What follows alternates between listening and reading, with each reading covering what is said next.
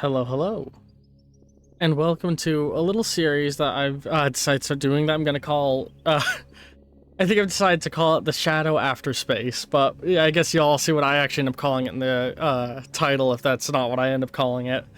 But this is a little series I decided to start recording to be an accompaniment to the Shadow Space series. For those who haven't seen it, the same day this has gone up, the first episode of Shadow Space has gone up. Shadow Space being a tabletop role-playing campaign that I'm running with a couple of my friends that will be premiering bi-weekly. And this will be premiering bi-weekly right along with it, with an episode of this going up after every other one, with me talking a little bit more about the lore of the setting.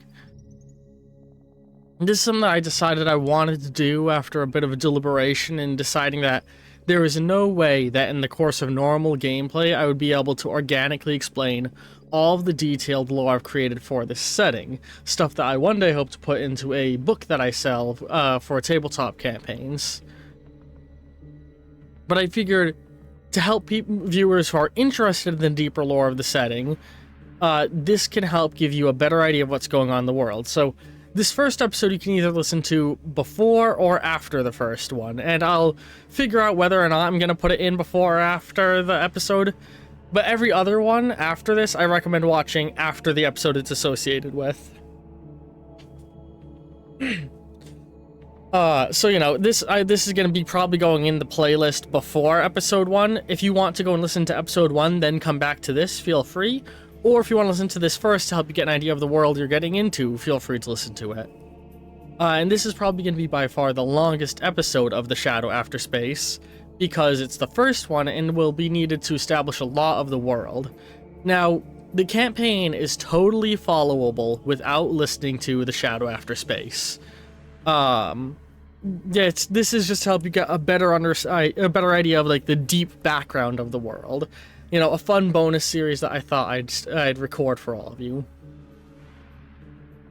So, let's start getting into, you know, what is the setting of Shadow Space and why is it called that? Shadow Space is a pulpy sci-fi setting that has some cosmic horror elements to it, set in a future so distant that the dating system as we know it has gone to the wayside. But long ago, in the times pre-Shadow Space, in the times of Earth, a group of human scientists discovered within a particle accelerator dark matter. Something that had always been theorized to exist, but we had never had any tangible, you know, amount of. But through discovering this little bit of dark matter in the particle accelerator, we quickly began to advance scientifically. As this one material, the first thing it did was provide a near limitless amount of energy because it is highly volatile while simultaneously being highly stable. It reacts violently around many different types of matter and many different elements, but when put within a properly contained environment, is a perfectly stable, non-decaying sort of isotope that self-perpetuates slightly. This is because all dark matter is intrinsically tied to a parallel reality, a reality known as Shadow Space, or that would eventually become known as Shadow Space by the travelers of deep space, and dark matter would slowly get renamed Shadow Matter.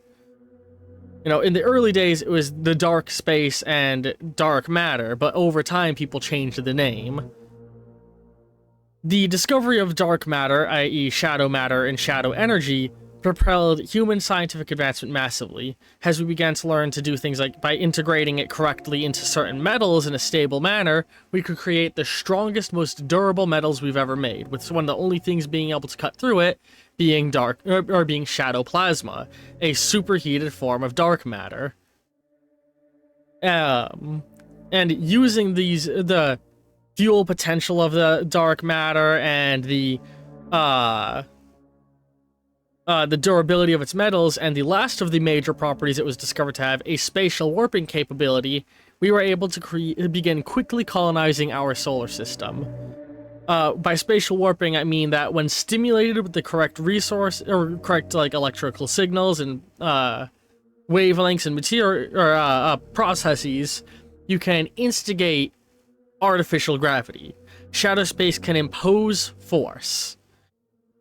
This can also be used to create levitation technology and even like force push devices, for lack of a better word. You know, a pair of knuckles with a properly channeled shadow energy that when you punch somebody, increases the force of your punch that you send out. Or if you swing a hammer, hits the thing harder and it does more damage to it. As people began to expand out, the next thing that was discovered was that when properly stimulated, you could use dark matter to widen the gateway that existed within it. Dark matter, as I said, holds a perpetual connection to the dark space, or the shadow space. And so by stimulating it with the right material, or with the right energy wavelengths and the right discharges, you could widen that connection. And that would, one, bring you more shadow energy, and two, potentially open a doorway. Problem is, that world was highly volatile to anything sent through it, until people began to realize how to make shadow steel and use shadow energy to create electro-shadow-magnetic force fields, basically energy shields.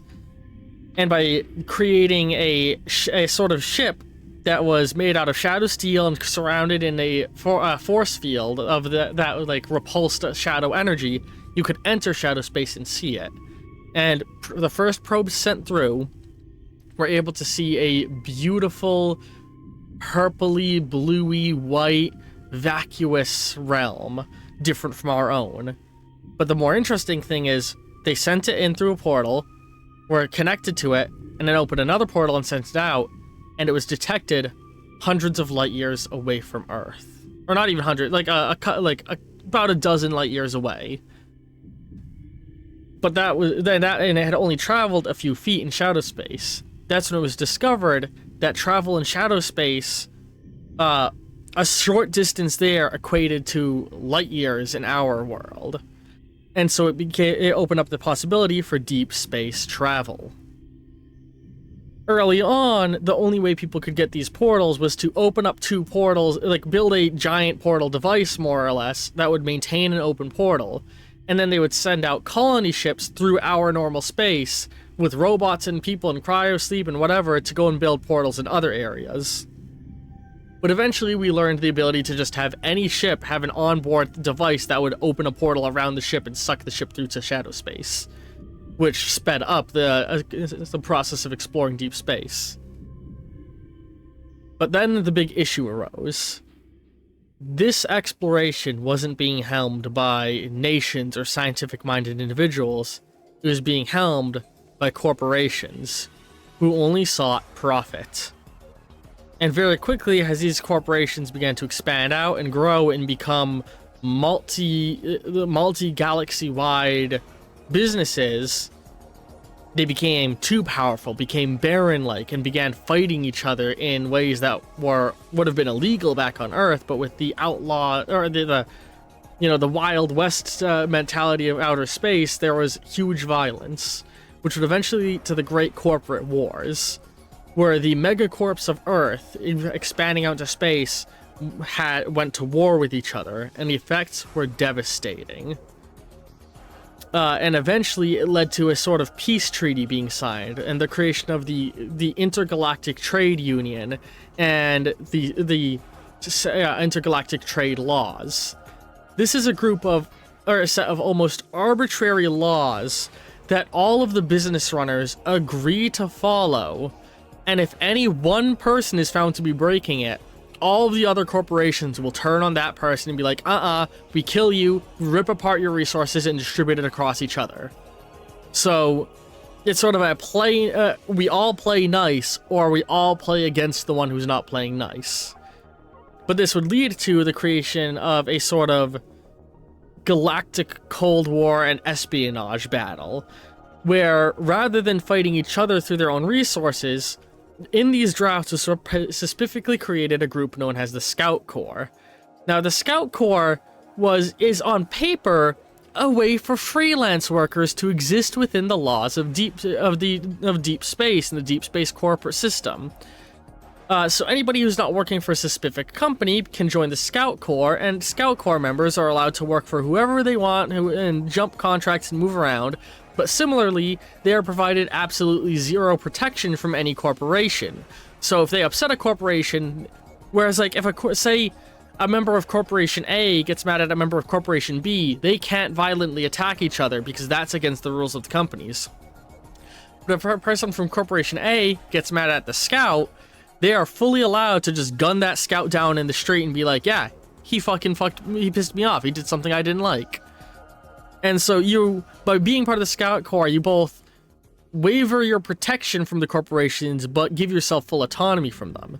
And because of this, Scouts are the loophole that corporations have to be able to steal things from each other, perform corporate espionage, and do underhanded tactics in a way that doesn't break the code. And the additionally, with the confusingness of space and how easy it is to lose, junk in space and for things to go adrift, for something to be considered owned, it needs to be maintained and viewed over by a person. So long as people are watching it and maintaining it and being like, yes, this belongs to this person, it is owned. But if you have a space station without a single human on it, the next human to come to it can fully claim ownership of it, unless you contest it in some way. The weirdness of ownership in deep space within this setting. The players in this campaign take the role of scouts, meaning they will be able to freely hop from contract to contract and work for all the companies they want. And this is where we should start talking a little bit about how people in this universe have evolved. The world of Shadow Space has become a world rampant with transhumanism. With people altering their bodies through genetic splicing and cybernetic enhancement. And specifically, those two things have created a harsh divide in society. Those who believe the future of humanity is augmentation through technology, and those who believe it's through bio-augmentation and a rewriting of our genome. And the people of these two groups often have a sort of racial tension between the two of them, with the people turning themselves into cyborg, or the people splicing themselves, looking at the cyborgs and saying, "You gave up your humanity. You're basically a machine and an object. You have lost your soul." And the cybernetic people being like, "Hey, at least I still have a human brain in me. You have muddled up your DNA and are some sort of weird fucking mutant menagerie animal creature mixed with animal DNAs and turned into a weird furry thing."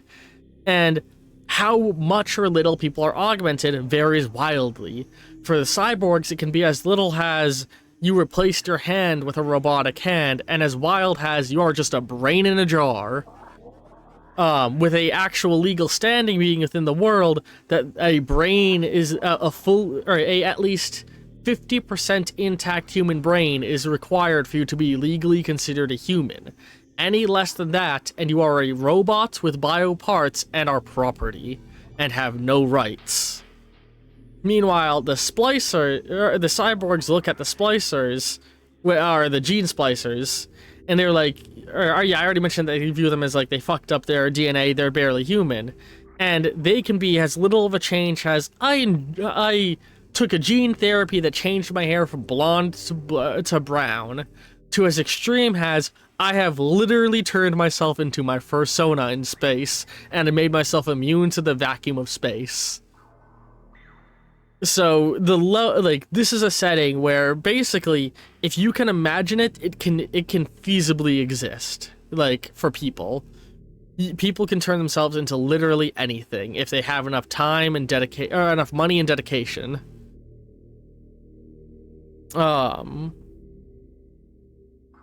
And yeah, I think that's all the really big backbone information you need. The only other thing worth noting is that the campaign is going to start off a little rough, a little weird, because this campaign started in a very, very weird way. When this campaign began, I went to hang out with one of my friends, and they had another friend, and they were both like, "Oh, hey, my friend here really wants to try tabletop. They've never done tabletop role-playing before. do you think, since you're a skilled DM, you can throw together a quick one-off campaign? I was like, okay, let's throw together some really simple, slightly overpowered, silly fun characters and tell a quick story with them. But they loved it so much that we kept going and did a second session of it. And then a third friend joined in on it. And so we had this sort of, we had a couple of sessions before I began streaming, and the settings sort of hodgepodge together. And because it was becoming more regular, I was like, hey, do you all mind if I record this for YouTube? Because this is a setting I've always wanted to share with the wider internet. And they were all like, yeah, sure, we're down for it. It's really fun. And so this campaign's gonna have a bit of a weird start because you're stepping into a group of characters who already know each other, and have been together on at least one adventure, and who are still being slightly rebalanced because I purposefully designed all of them a little bit overpowered. Whoops. Very funny scenario right there.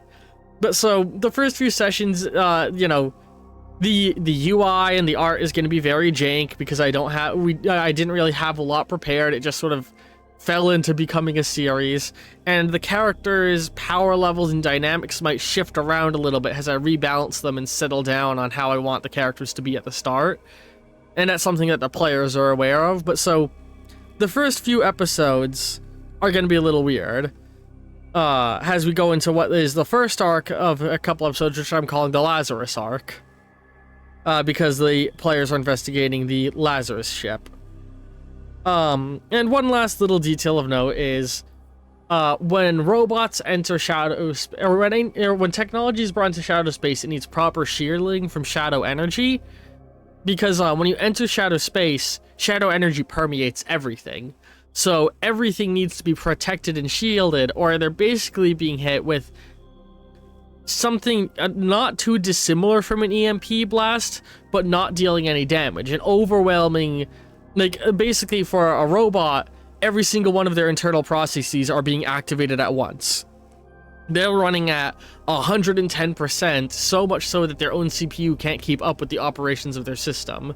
And any machine can suffer from this. An unshielded gun being brought into shadow space will begin rapidly firing without control, but all guns are designed shielded for that reason.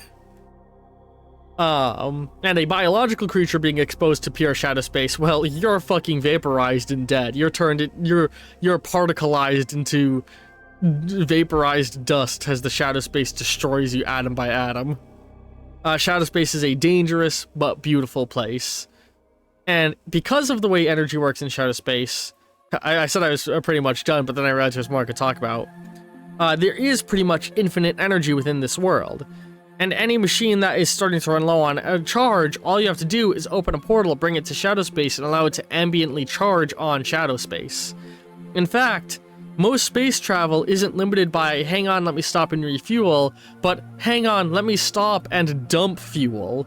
Because if your ship spends too much time in shadow space, it runs the risk of its engine exploding from being overcharged too much, because their engines are designed to take in ambient energy to keep themselves powered. So frequently people have to leave shadow space urgently and just float in space for a couple hours in order to vent their energy. And most spaceships allow this to be how you pay your fare for docking inside the space station. Is that they'll just be like, all right, let us just hook up our generators to you and siphon some power to our ship.